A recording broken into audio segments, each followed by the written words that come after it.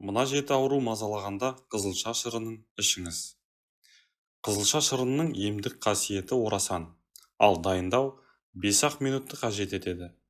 Нәтижесінде тұла бойыңызды билеген аурудан әп-сәтте айығасыз. Көкөністердің арасында қызыл түсімен ерекшеленетін кәдімгі қызылшаның емдік қасиеті орасан деседі. Тіпті оның кереметтілігі жайында Гиппократтың өзі айтып кеткен екен. Қызылша жемісін шикідей де пісіріп те жеуге болады. Ал шырыны бір емес бірнеше дертке дауа. Мұны дәрігерлер де бүгінгінің ғалымдары да жоққа шығара алмайды. Сонымен қызылша шырынының нақты қандай ауруларға шипа болатыны жөнінде баяндаймыз. Қызылша шырыны ангинаны емдейді. Тамақ ауруларының кез келген түріне қызылша шырыны ем болады. Ішсеңіз ағзаға, ішекке, бауыр бүйрекке, несеп жолдарына ем. Тамақ ауырып, жөтел асқынғанда еш ойланбай қызылша шырынымен тамағыңызды шаясыз. Ал мұрын бітеліп, гайморит мазалағанда қызылша шырынынан 5-6 тамшы тамызасыз. Бұл ем 3 рет қабылдаған соң-ақ керемет нәтиже береді. Ал ангинаны емдеу үшін бір дана шикі қызылшаны қабығынан тазартып, үккіштен өткізесіз. Бір стақан езілген қызылшаға біраз қасық алма сірке суын араластырып, тұндырып қоясыз. Шамамен 30-40 минуттан соң тұнбаны қабатталған дәкенің көмегімен сығып аласыз. Дайын болған шырынның біраз қасығын ішіп, қалғанымен тамағыңызды шайыңыз. Қызылша шырыны қанды көбейтеді. Қаназдық, яғни анемия кезінде де ең керемет ем болатын қызылша шырыны екенін ұмытпаңыз. Қанды көбейту үшін бір стақан қызылша шырыны мен біраз қасық табиғи таза балды араластырып, күніне 3-4 рет қабылдайсыз. Егер қызылшаға сәбіз бен қаратұрыптың шырынын араластырып ішсеңіз, онда қаныңыз көбейіп, теріңіз тегістеліп, бетіңіз жылтырап шыға келеді, әрі қуатыңыз да артады. Миды жасартады. Жас ұлғайған сайын адамның миы шаршап, өзінің жұмысын қалыпты жүргізе алмайды екен. Осы кезде есе сақтау қабілетінің нашарлауы, ұмытшақтық секілді жайсыздықтар пайда болады. Ал мұның алдын алғыңыз келсе, қызылша шырынының көмегіне жүгініңіз. Егер күніне бір стақан балғын дайындалған қызылша шырынын ішсеңіз, онда миыңыз жасарып, жұмысы жақсарады. Әсіресе қан қысымы тұрақсыз жандарға таптырмайтын ем көрінеді. Бір стақан қызылша шырыны қан қысымын қалыпты ұстап, көңіл күйді көтереді. Егер біз ұсынған емді үзбей қабылдасаңыз, оң нәтижесін 6 айдың ішінде анық байқайсыз. Қызылша шырыны бауырдың жұмысын жеңілдетеді. Егер күніне 3 рет қызылша шырынын ішсеңіз, бауыр ауруынан біржолата құтыласыз. Ал қалай ішу керектігіне назарыңызды салыңыз. Ем үшін күніне 3-тен 1 стақан қызылша шырынын ішесіз. Оған қоса 100 грамм шикі қызылшаны үккіштен өткізіп жейсіз. Қызылшаның құрамындағы бетаин заты бауырдың жұмысын жеңілдетеді. Сонымен қатар өт жолдарына, асқазан ауруларына және сары ауруға керемет ем болады. Қызылша шырыны бұлшық етті қалпына келтіреді. Қызылша шырыны бұлшық еттің ауруын басады, әрі қатайтады. Спортпен айналысатындарға күніне кем дегенде 200 грамм балғын қызылша шырынын ішуге кеңес береміз.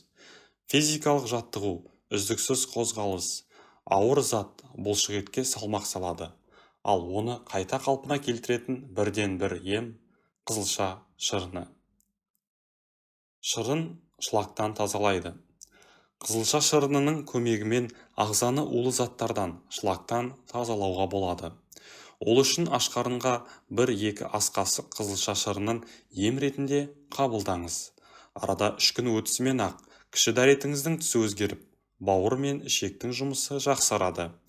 Нәтижесінде теріңіз жасарып, ағзаңыз шлактан тазарады. Қызылша шырыны жаман аурудың алдын алады. Егер сізде жаман аурудың белгілері біліне бастаса, дереу қызылша шырынының ем ретінде қабылдауды әдетке айналдырыңыз. 7 күн үзбей ішіп, қайта тексеруден өтіңіз. Міне ғажап, өз көзіңізге өзіңіз сенбейсіз.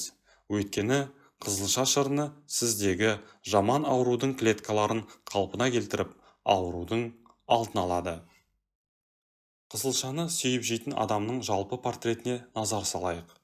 Ол ақылды, себебі қызылшада йод көп, ал онсыз есе сақтау қабілетінің жақсы, ой өрісі мен зейіннің жоғары болуы мүмкін емес. Беті алқызыл, себебі қызылша темірдің сіңуіне әсер етеді. Сондықтан қызылшаны ұнататын жандардың бет әлпетінің бозарғанын байқамайсыз. Ол төзімді. Қызылша адамның физикалық төзімділігін арттырады екен. Ғалымдар қызылша шырынының қан тамырларды кеңейтіп, қан тарауын күшейтетін дәлелдеген. Демек, бұлшықеттерге ауа түсуін арттырады.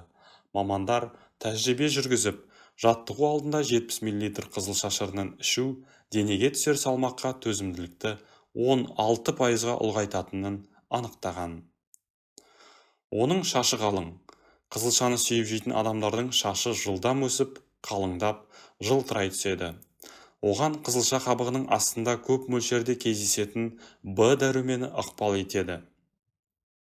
Ол бұлшықетті. Қызылшада бұлшықет массасын арттыруға көмектесетін магний мөлшері көп. Ол сымбатты.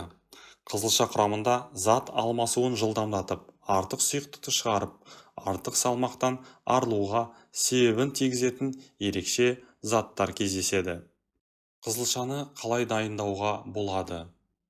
Қызылшаны пісіргенде ыдыстың қақпағын жауып қойыңыз.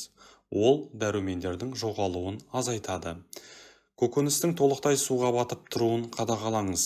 Ол пайдалы заттардың ыдырау процесін баяулатады. Суға тұз салмаңыз.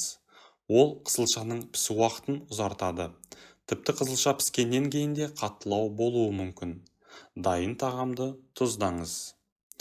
Түбін кеспеңіз және сабағын толық кеспей бірнеше сантиметрін қалдырыңыз. Әйтпесе қызылша түсін жоғалтып, дәмі суытатып кетуі мүмкін. Пісу уақытын жылдамдату үшін суға біраз қасық қант салыңыз, немесе өсімдік майын құйыңыз. Екеуі де қайнау температурасын жоғарылатады. Егер ыдысты былғаудан қорықсаңыз, қызылшаны полиэтилен пакетке салып пісіріңіз.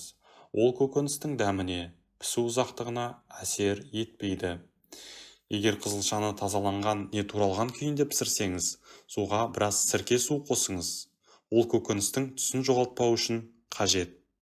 Құрметті достар, видео ұнаған болса, лайк басуды, каналға жазылуды және қоңыраушаны басуды ұмытпағайсыз. Келесі видеоларда жүздескенше аман, сау тұрыңыздар.